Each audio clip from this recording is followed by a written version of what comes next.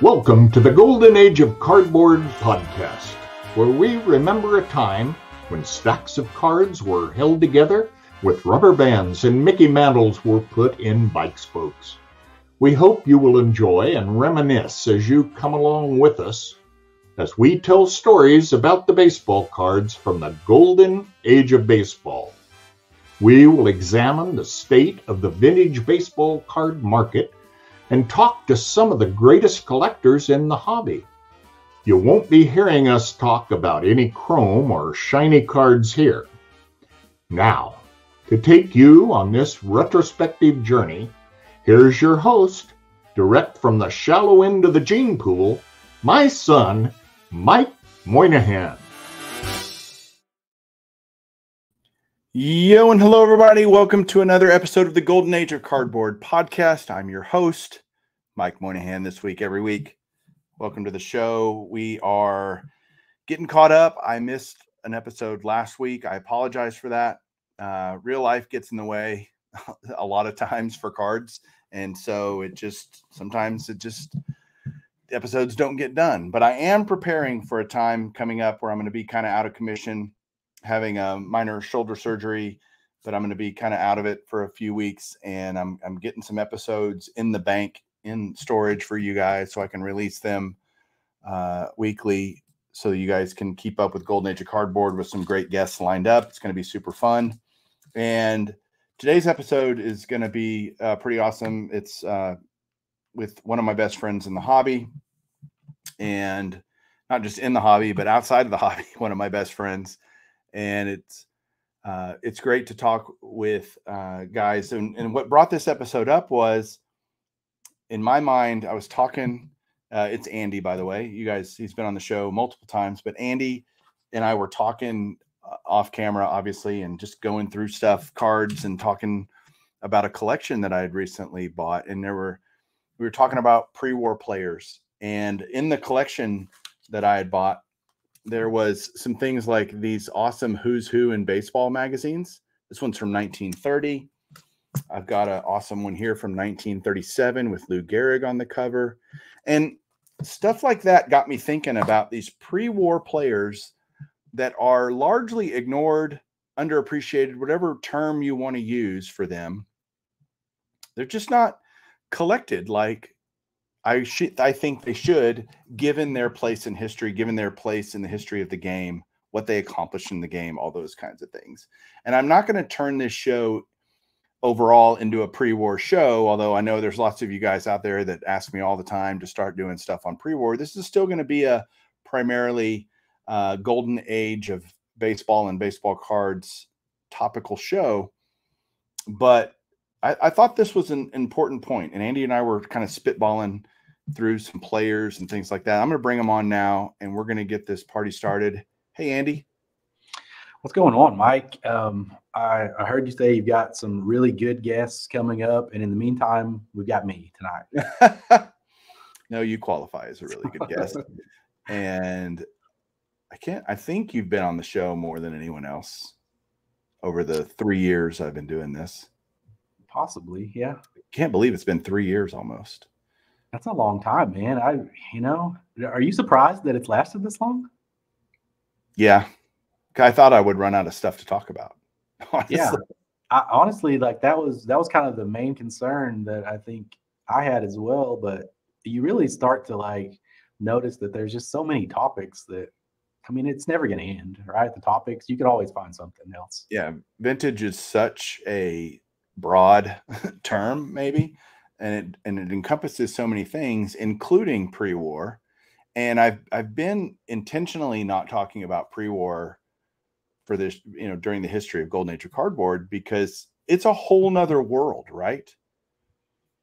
It is for sure.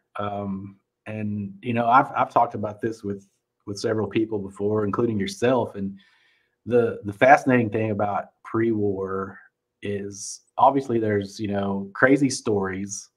And then secondly, like with the cardboard itself, there's still a lot of unknowns. Like whenever a new set gets released now, the checklist and everything you can possibly get in it before it ever comes out, but there's still checklists that they don't really completely know from pre-war era, and it's just fascinating when they still find new cards. Like, it's cool.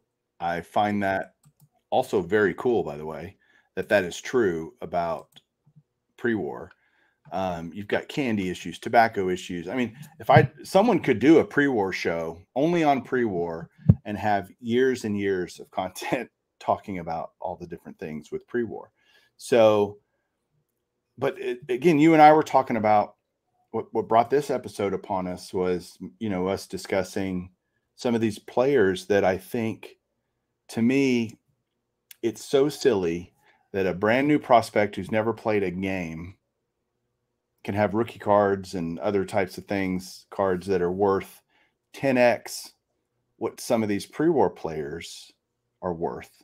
And I've said it before, this isn't new, right? This isn't a new phenomenon. This has been going on as long as there's been baseball cards. But it still fascinates me. It's still perplexing to me. How do you feel about that idea? Yeah, I mean, if you look at some of this stuff, like, obviously it doesn't make a ton of sense. And I'm sure, like, there's going to be people in the comments that are going to be like, oh, kids today, they don't know who any of these guys were. They only like to collect the players they can see, yada, yada, yada. We've heard all that stuff before. But it is fun to look at these guys. And I'm gonna show you a card really fast and this guy is not on my list of players necessarily, but I think this is neat because this is a Xena Mickey Cochrane.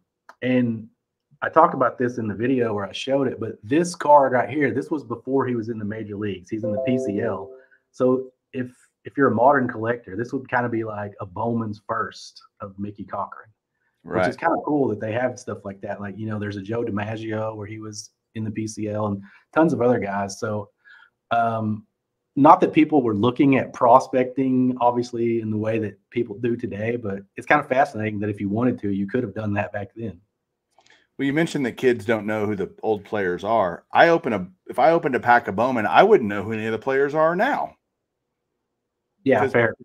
Most of them are never going to make it. And we're talking about, like, literally what my encouragement and hope that people get out of this video and podcast is that they go out, if they hear a name, and that one name, we're gonna go through 10 players. I hope they hear one name that they go, I want to go learn about that player, and maybe even be inspired to buy a card of that player because I've learned XYZ about them, about their story, about their career, about something. Because there's a lot of fascinating personalities in pre-war. There's a lot of just amazing baseball. I mean, we're going to look at some players, and if they had a player today with similar stats as some of the players we're going to mention, their cards would be unaffordable. Yeah. I mean, you look at some of these guys and the way they started off in their rookie year, and you just kind of like sit back and try to imagine, like, if they were in today's world and they started off their career like that, what would like their first Bowman auto be worth, or their super fractor? Like, it's crazy because you see these guys that are selling for like, $15, $20, $50,000. And some of these guys, they're selling for that before they've even played in the major leagues. And I mean, there's some fascinating stories for sure. Well, I know that we're going to have some fun with this. Again, I hope everybody either learned something, is reminded of, oh yeah, I forgot about that guy or something. Because just bear with us. I think you're going to enjoy this. Andy, I'm going to let you go first. I'm going to let you pick a player kind of from that era that you think is just underappreciated, under collected, whatever, in the hobby. All right. So the first guy that comes to mind for me, and I wouldn't say that he's not like super cheap, but if you just look at his accomplishments, it's Grover Cleveland Alexander. And it's like, you just kind of like, you look at his numbers, like he had 3 years in a row where he won over 30 games. And that's not happening today. No, some of the stories about him and kind of what held him back even was, he had alcohol problems, as was fairly common with a lot of the the players back in that time, but he also suffered from seizures. And, there's one story where he basically just collapsed on the mound, and they had to take him off the field, took him back to the locker room, and they thought that he was just like having alcohol withdrawals, right? But he had actually had a seizure, and he actually came back out and finished the game. These guys, they were just they were cut from a different cloth, weren't they? Yeah. To use terms that the young people would understand, he was just built different. Yeah. Here is a 1940 play ball.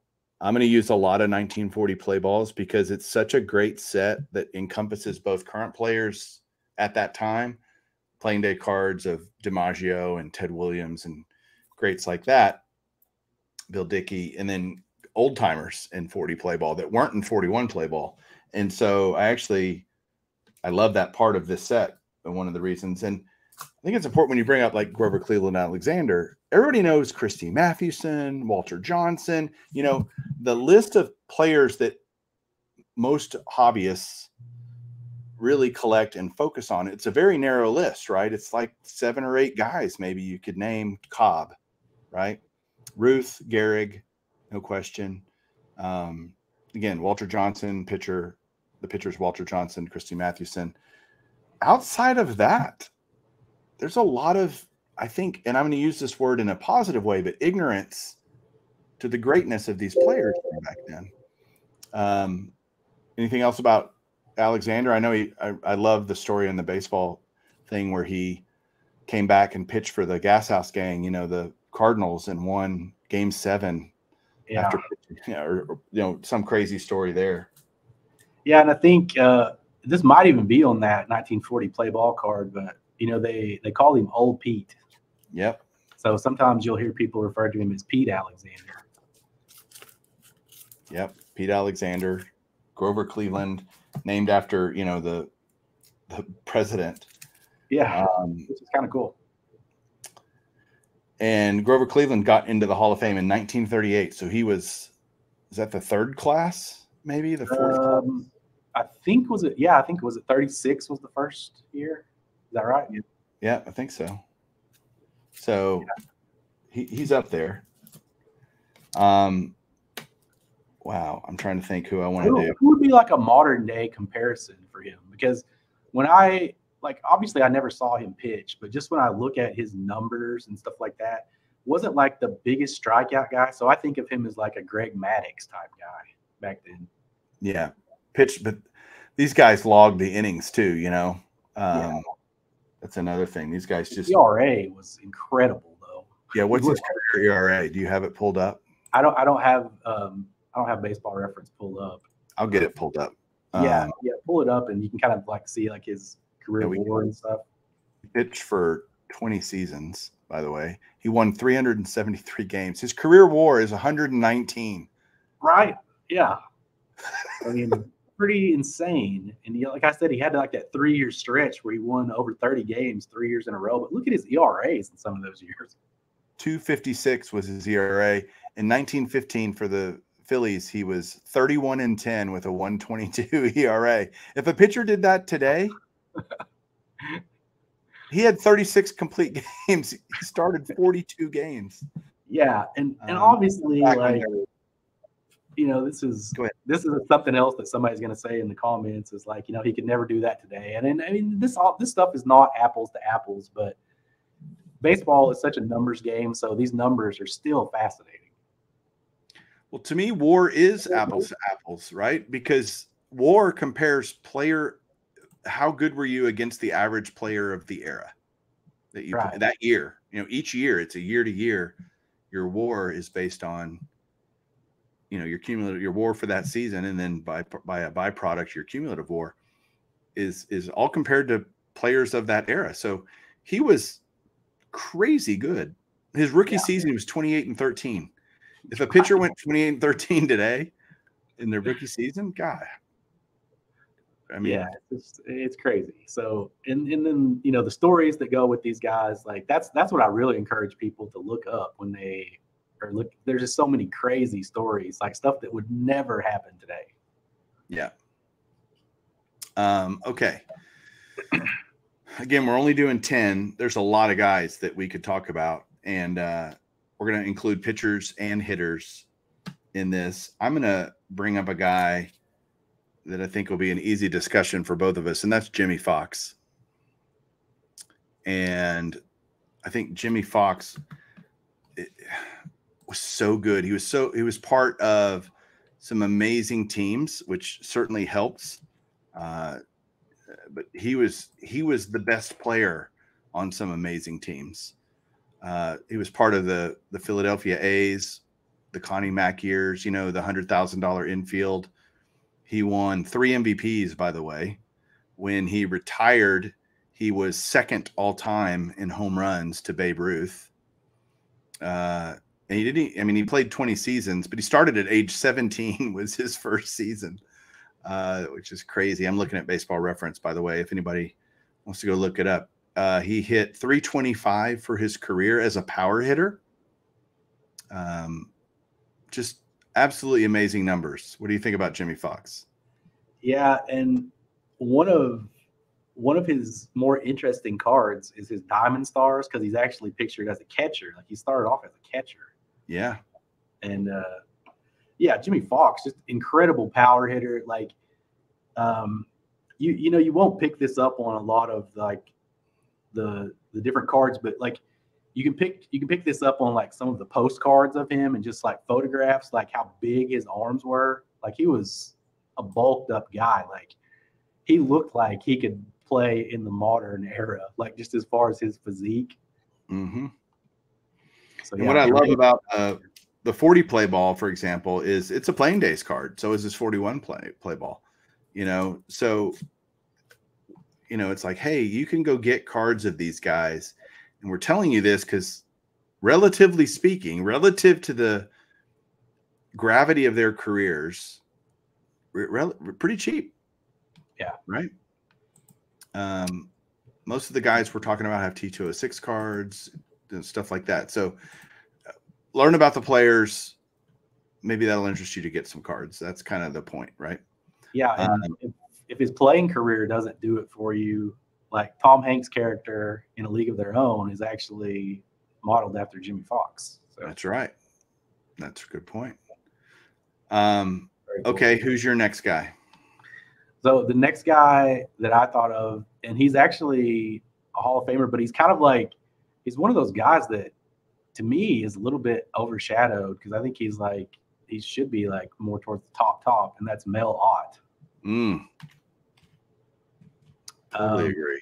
If you have Baseball Reference pulled up, like check out how, like, he's another guy. I think he started, was he 16 or 17 when he started? He was 17. 17, yeah. But like, he had some crazy years with the Giants. Yeah, 500 home runs. Played his whole career with the New York Giants under John McGraw.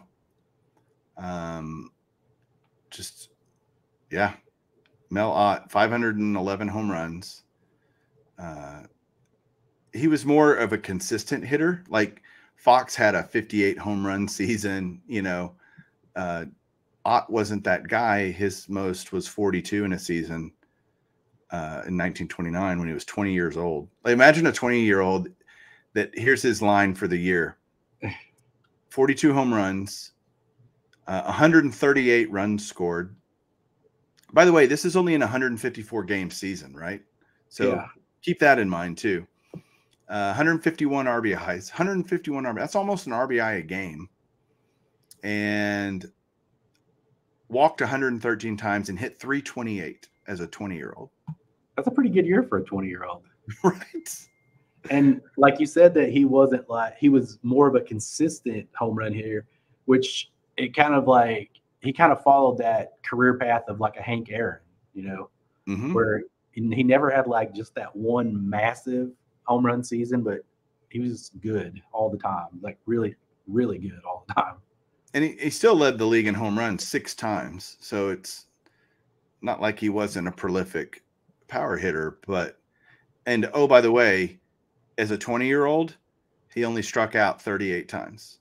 in 675 plate appearances. That's pretty incredible. I just like when you look at some of these guys' stats and you look at like especially the hitters and you look at their strikeout totals, it really makes me wish that I could have been at some of those games because you just feel like the ball would have constantly been in play. Yes.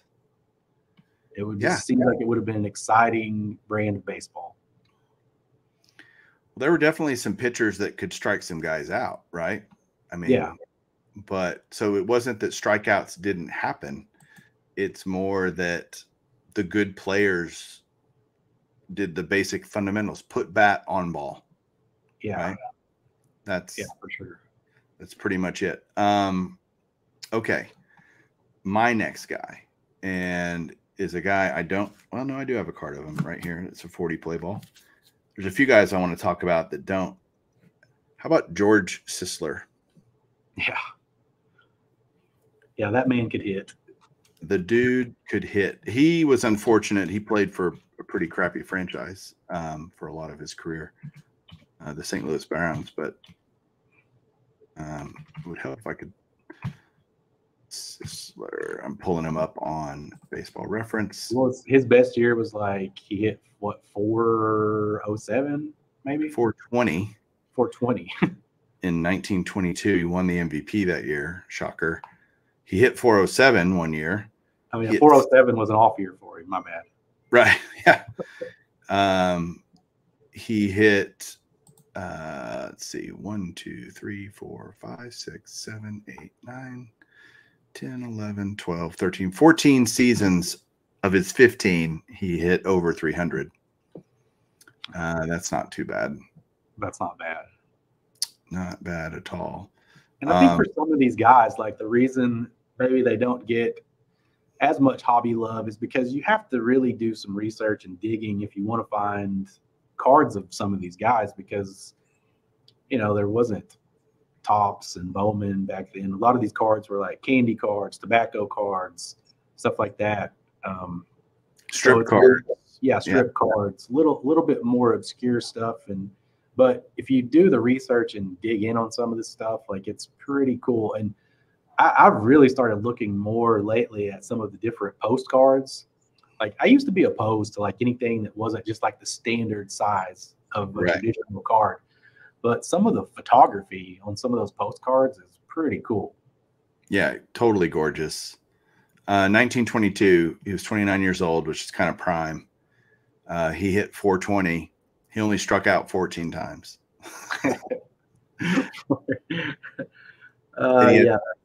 That's pretty 246 hits. He held the record for a long time of single season hit record, right? Until Ichiro broke it. He had 257 hits in 1920, which is just bonkers. And hopefully these numbers are just going, what? Maybe you never knew about this stuff. I don't know. But my next guy was George Sisler. I think he's got some, he didn't have T206s. His first year was 1915. So that's a problem with like Sisler, right? He doesn't have a ton. He has like some of the American Caramel sets from like 1921, 22. Yeah. What else does he have? I'm sure he has several different strip cards, postcards. Trying to think, probably like Nielsen's chocolate. Maybe he might be in that set. Like, and one thing that you'll notice when you start digging into some of these sets is like there's a lot of these different sets that use the same photo. So it's really important to kind of understand what you're actually looking at too when you find a card, because there's a lot of them that'll have similar, if not the exact same photo. Exactly. Okay, who's your next guy? Let's go with Lefty Grove, another pitcher. I mean, pitchers are just kind of underappreciated in general, in my opinion. Yeah, we have plenty of friends that will dog on all pitchers, but yeah, not back then. They were a different breed, right?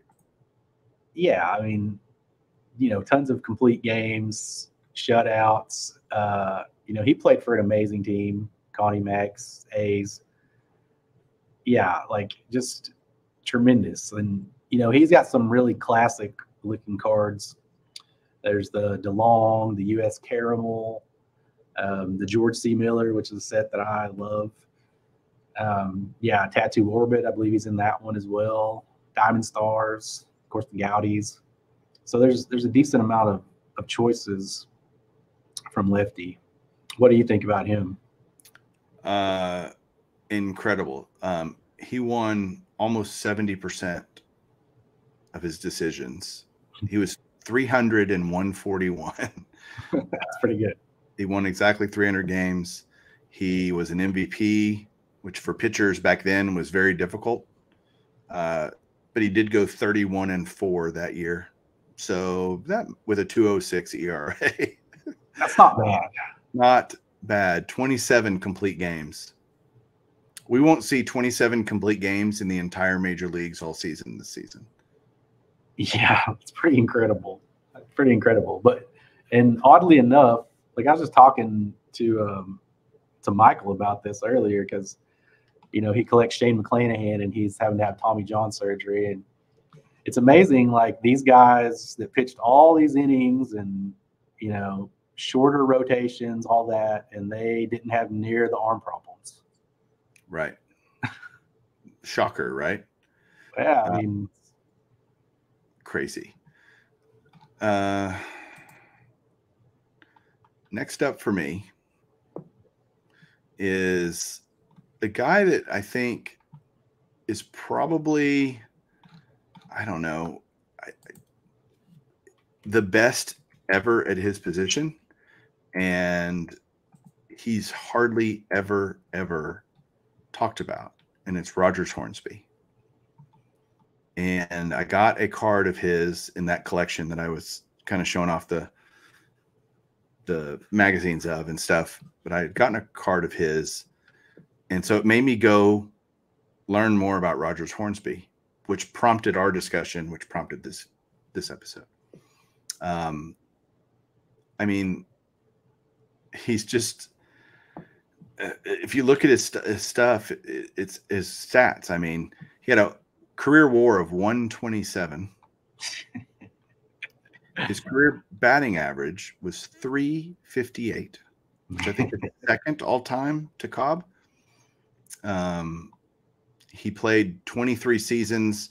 Most of the last few years, he was a player manager, so he didn't, kind of play full time. He was, a role player kind of guy. But his time with the Cardinals in the teens and throughout the 20s was unbelievable.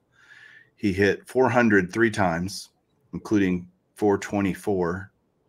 And everybody is going to say, oh, it's a different game. It's, this and that. And he was a power hitting second baseman before there were power hitting second basemen. He had a season where he hit 42 home runs as a second baseman. And then what was his batting average that year? 401. Just I mean, can you imagine somebody with that kind of power hitting 400 also? And playing second base. Yeah. Which wasn't, even now isn't considered, you have the occasional Robinson Cano guys, or trying to think of Joe Morgan, kind of second baseman with a little bit of power. Yeah. Jeff Kent is a guy that comes to mind for me from my childhood who was like that. Hornsby was best ever, I think, at his position, in my opinion. Just crazy. How many MVPs did he win? I'm not even sure. Two 2 MVPs. Not too bad. That's pretty good. Pretty darn good. That's pretty good. I don't have any crazy stories about Hornsby. I wish I did. I mean, he was just kind of like, from my understanding, he was just kind of like a professional, right? Just a professional hitter. Yeah. I don't, and there may be some wild, crazy stories about him out there, but I haven't really heard too many of those. Yeah, he finished with 2,930 hits, so pretty close to 3,000. And again, he played 23 years, but really the last, let's see, 1, 2, 3, 4, 5, 6, 7. The last 8 were very part-time. Yeah. Now, I have heard that he was pretty strict as a manager. That would make sense. Probably the Ted Williams syndrome, right? Ted Williams was a pretty terrible manager because he expected everybody to hit like Ted Williams, and that's just not a fair comparison, right? Yeah, it's pretty tough. Pretty tough. Pretty tough. Hey, we want you to be like me. I mean, he had a under 500 winning percentage as a manager, so yeah, he wasn't crazy successful. He did win a world championship with the 1926 Cardinals. He was managing them, by the way, at age 30. He was their manager. To the World Series. Another thing that would never happen today. Right. But it's just a cool story. We think it's crazy that Ohtani plays both ways. Can you imagine a player manager today? Is there any players you can think of that would be even close to equipped to do that? And certainly not, like, imagine Mike Trout being the player manager of the Angels. They'd probably be a better team, but not off the top of my head. Like the one guy that I could have actually pictured him doing this a couple of years ago, and he's actually the manager now, is David Ross when he was still with the Cubs. I think he probably could have done it. Good point. Obviously not the player that Hornsby was. Yeah, but guys like AJ Hinch, they were always kind of being groomed to become, managers. Yeah, if you were going to have somebody do that today, it would be more likely like a backup catcher or something. It's not going to be like your best player. Exactly. But that was true. Hornsby was their best player. Oh, yeah. And he managed the team. Yeah. Like, no pressure, but we're going to ask you to be the best player and manage the team. All right. Who's your next guy?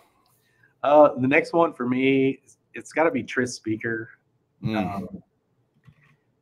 Obviously, tremendous hitter, but a lot of people may or may not know he was, one of the best defensive center fielders back then as well. So what is his WAR? Do you have that handy there where you can look it up? 134.9. Yeah, that's pretty good. And there like we both know some people that collect Tris Speaker a little bit, but I think as far as like the mainstream hobby goes, like even people that collect pre-war, he's probably not one of the top collected guys, I would say. Yeah. And you were with me when I actually picked this card up, strip card here. Yep, I was. And then do you have his play ball? He does not have a play ball, at least that I found here. I was gonna pull him.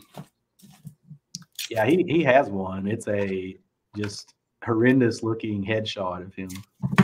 Okay, I'm looking. I've got all the Hall of Famers, so if he's in the 40 play ball, I'll have it. Oh, I got it. You're right. Yeah. This is pretty horrendous looking. Hey, I'm Tris Speaker. Look at that. Yeah. If you're watching on video, you can. I have this in a 5.5. Good grief. That's a nice card. Yeah. But yeah, tremendous player. I think was his highest batting average was at 390. Is that right? Let's see. Or did he hit over 400? I can't remember. He did not. He hit 386, 383, 388, 380, 389. Okay, so right around there. Terrible. I mean, like, don't even bother. It's terrible. Yeah, but yeah, he was known to be just tremendous on defense as well as, a big time hitter, obviously. He played very shallow. That was his kind of hallmark. And he was trying to rob line drives up the middle and shallow, little cans of corn that drop in. But he had such tremendous speed that he could, he wasn't worried about the ball getting hit over his head. And of course, some guys did hit it over his head, but he saved way more hits by playing shallow than he cost his team in, getting hit over his head. He only struck out 393 times in his entire 22 season career. That's 2 seasons for Aaron Judge. Is 3 seasons maybe for Aaron Judge, right? Yeah, I mean, well, probably not 3 seasons, probably 2. 2.5. Yeah, and I mean, it's definitely 2 seasons for some players that are, yeah. There's guys that strike out close to 200 times in a season. Speaker still holds the major league record for career doubles. Yeah, that's and he stole a lot of bases too. He did. He had seasons. His biggest season was 52 stolen bases. In all fairness, he did get caught 28 times, which is a lot. But he was wrong. These guys, these guys weren't perfect. Let's be honest. No doubt, no doubt. But you got to appreciate he was a risk taker. It sounds like. Yeah. Playing shallow. He doesn't mind getting caught stealing a bag. Pretty exciting player, I would say.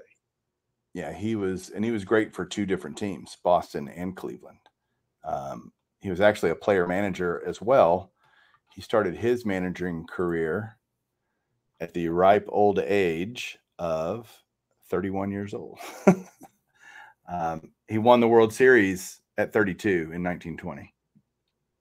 That's pretty strong. Not too bad. Pretty strong. Not too shabby. Yeah, he of course has cards in the 14-15 Cracker Jack, of course the T206. He has some pretty cool postcards. Yeah. Got T205s, T207s. There's a lot of different Tris Speaker cards, which is great.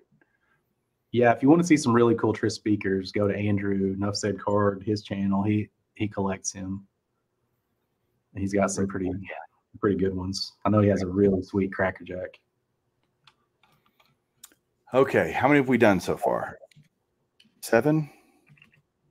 That seems right. Okay, I'm going to go to my next guy. Harry Heilmann. Now that is one people are not going to know. Yeah, most people that are watching this or listening to this are going to say, who is Harry Heilmann? It's Heilmann at the end of his name, Harry Heilmann. Here's his 1940 play ball card. And Harry Heilmann suffered from the Ty Cobb syndrome. He played his career with the Detroit Tigers predominantly and came up after Ty Cobb was already a superstar. So he wasn't a great hitter his first few seasons. He hit in the 280s, which again now would maybe win you a batting title, but back then, again, it was a different game. We're acknowledging that, we get that, but when he turned, in his mid-20s, started getting through his mid-20s, he hit 394, 356, 403, 346, 393, 367, 398. He won 4 batting titles in an era when it was dominated by Ty Cobb, right? And playing in the same outfield. Can you imagine having Harry Heilmann and Ty Cobb in your outfield? It's just nuts. So, I'm just trying to figure out the timeline here. So did he come after Sam Crawford was gone, basically? So Wahoo Sam, Heilmann started his first season was 1914, but he really became a full-time player in 1916. Okay. Sam Crawford finished in 1917. Yeah, so they kind of overlapped each other, and they both played right field. So that would make sense that his road to the major leagues was blocked by Sam Crawford, who is another all-time great, by the way, that we probably won't even mention. But Sam Crawford, no joke of a player either. So and they both had pretty good teammates. Yeah, with him, no doubt. Career, basically. Heilmann went into the Hall of Fame. Let's see what year. It was 1952, and he retired in 1932. This is his last season. It's kind of weird. These players, as great as they were, there was such a backlog, in the early, 15 years or so of Hall of Fame voting, that some of these guys that now would be no doubt first ballot guys didn't get in until 10 years after 20 years after he retired. Yeah, it's interesting when you look back at the early years of the Hall of Fame, because there hadn't really been like certain statistical thresholds that had been established yet. Right. Like when they first started this up, 500 home run club, 3,000 hits, 300 wins. Those were not things yet at that point. Because the clubs were very exclusive. There were only a few players. Who was the first player to get 3,000 hits? Cap Anson, I guess. I think so. I think so too. So yeah, these milestones, like in real time, people didn't actually realize how big and important some of them were. I mean, there's some of them, I think, like Babe Ruth, like with the home runs and stuff like that. I think people probably knew that was pretty special, but some of these other ones, I'm not quite sure. It would be interesting to know how those were viewed like in real time back then. That's a good point. I mean, if you think about baseball had been around a while, but 20 years of a career or whatever, you had to get some distance from that to look back and go, yeah, 3,000 hits for a career is a lot. That's hard to do. I don't know that you know that in the 20s and 30s. No, I wouldn't think you would. Yeah, that's a great point. I haven't ever thought about that. That hey, these guys were creating milestones, right? Essentially, they were setting the benchmark of wow, what's a spectacular career look like? Well, 3,000 hits seems to be pretty hard to do. 300 wins is significant. These different, like you said, milestone accomplishments. It's a great point, Andy. I've never even thought about that. Like Cy Young, like with all of those wins at that time, they probably thought, oh, I'm sure there'll be a lot of people that get close. Right. Little did they know. You had such a great era of Young. We mentioned Grover Cleveland, Walter Johnson, who won over 400 games himself, Christy Mathewson, right?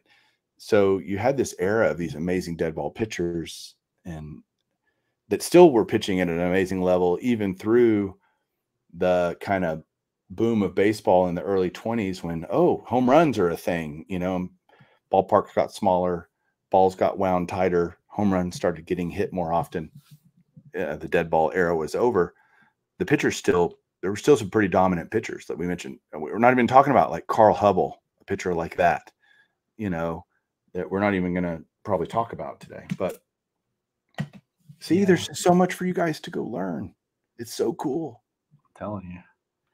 So, okay. So you like my Harry Howman. You like my Harry Howman choice. I like Harry Howman. Yeah. Okay.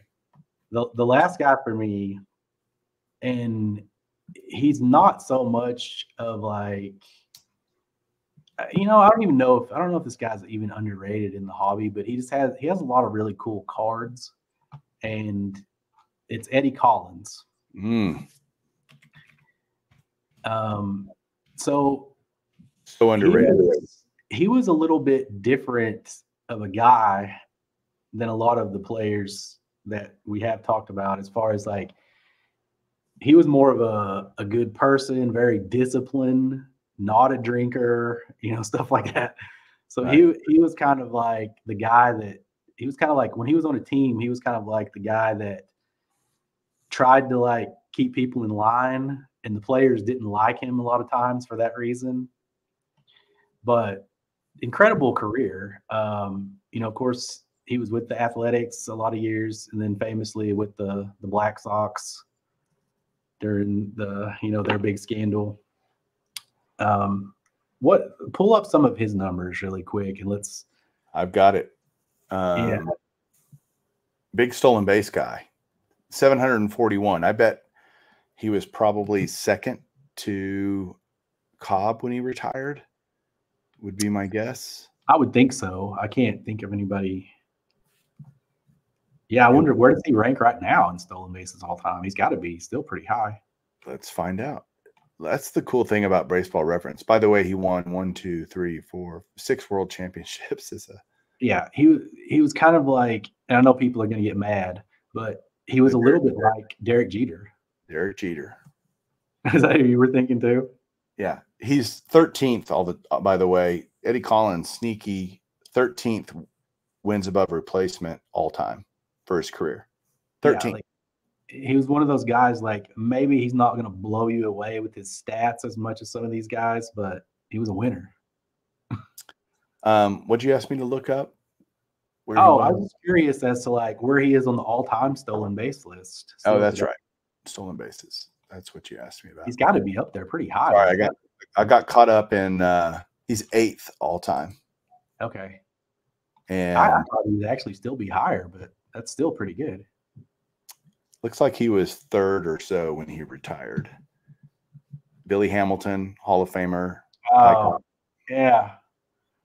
And people, it's funny that there is, another Billy Hamilton that came along, in recent times that was also known as a speedster, but that poor guy just couldn't get on base. Yeah, could not. When he could get on base, he stole a lot, but it took him a while. Eddie Collins is a great one. Hard autograph too, by the way. Eddie Collins is because did he pass away pretty young, or he died in 1951 at the age of 63. So he wasn't young, but it was still I just don't know that he signed a lot. He's a tough auto. Do you have an Eddie Collins? I do. Okay. I have one, and it's not cheap. Was not cheap. But it took him 4 ballots to get into the Hall of Fame. Well, I mean, like I said, he wasn't necessarily well liked. And he was he got in 39 on the fourth ballot of the Hall of Fame. He's in the 4th class, which is still pretty darn cool. Yeah. Okay. Where are we at? I think we're on our last guy. And if we're not, we're probably boring everybody to death. So we'll finish up with this one. We're having fun anyways. And it's one of the guys that has one of the kind of most famous cards in the 30s, and that's Larry Knapp Lajoie. And it's pronounced Lajoie. Everybody Lajoie, I hear it all kinds of different ways, but yeah, Knapp Lajoie. Inducted in 1937, so 2nd class, right, all time. And he's well known. Here's his 40 play ball, by the way, Knapp Lajoie. But Larry Napoleon Lajoie. He signed his name Larry Lajoie, ironically. So I have an autograph of his. Again, not a cheap or easy one to find. Not a power guy, but man, this guy just got on base. 3,243 hits. He actually played in the 1890s, so he's kind of probably our earliest guy. But he hit 426 in 1901. Played for the A's, then the Cleveland Indians for a long time. I'm not going to call them the Guardians because back then they were the Indians. And 338 for his career. His career WAR is 107. So pretty amazing ball player. And if you want to talk about some of his cards, like you brought up the Gowdy, and so I've always thought about this. So his 33 Gowdy, they call it a 33 Gowdy. It's actually a 34 card. Like the design of it is from the 34 Gowdy, and they didn't release it until then as well. And I haven't looked at the exact numbers, but I would venture to say that card, there's probably not many more of that card than there is the T206 Wagner. And it's kind of funny because they were kind of similar type of players as well. Like same kind of style, not big home run hitters. I've just always kind of thought that was kind of fascinating that the two big, like short printed chase cards from that time period were two guys that were big time Hall of Famers, pretty similar type guys. And I think he was also famously kind of involved in a race for the batting title with Ty Cobb that one year. And they were doing it for a car. Like that's what you got for winning the batting title was a car. Yep. And I think Lajoie won. I'm going to probably mess this up, but one of the guys won, but then when they went back later and looked, it should have been the other guy. because a game was counted twice. Yeah, I think it was Lajoie that won, and if my memory is correct, whoever they were playing the last game of the season, they kind of let him get hits because they hated Ty Cobb so much. They wanted him to win the car. And then they ended up both getting cars out of the deal. Yeah, because I think ultimately Ty Cobb, after they redid everything and checked the stats again, I think he ultimately won that. But yeah, and I mean, can you just imagine something like that today? That would be a scandal of all scandals, letting a guy, we hate this other guy, so we're going to let you win. We want you to win the batting title. How great is that? He still won 5 batting titles. Like, yeah, and career average just 338, just impressive all the way around. And, a lot of these guys, they lost time to World War I. It wasn't like they didn't have world events circulating around them and things they had to deal with. So I just hope that, what do you want people to get out of this at the end of this, now that we're kind of going through the players? I mean, like I'm not going to sit here and say that these guys' cards are undervalued, but what I hope happens is that people will look at some of these. If you're a fan of baseball, I think it's important to know a little bit about the history of baseball. And some of these guys are very important to the history of baseball. Like you don't get to where we are today in baseball without these guys having come before them. And I just encourage people to go look at some, if nothing else, read up on some of the stories about these guys. Even if you decide not to buy any of their cards, it's incredible. But I think the stories of the cards themselves are pretty incredible too, once you dig into that. But first, learn a little bit about the players. And I think it's time well spent. Yeah, especially if you're a fan of that franchise that player might have played for. And, if you want to kind of go deep into the weeds, knock yourself out. But it is part of the history. It's a great part of the history of the game. And it's told great through cards. That's the whole thing about the connecting of cards in the history of the game, right? So yeah, that's, I think, it for us tonight. Andy, thanks so much for doing this with me. I really appreciate it. And yeah, absolutely. It was a lot of fun just to kind of, and I'm not like the biggest expert on some of these guys, but it was a lot of fun just to talk about them and, share what little I know. Well, same here. It's definitely an area that I need to get better at and want to, and I'm excited about learning more and more and more over time. That's the great thing about the hobby. We're always all learning, and it's so much fun to do that. So till next time, guys, we'll talk to you soon, and keep collecting.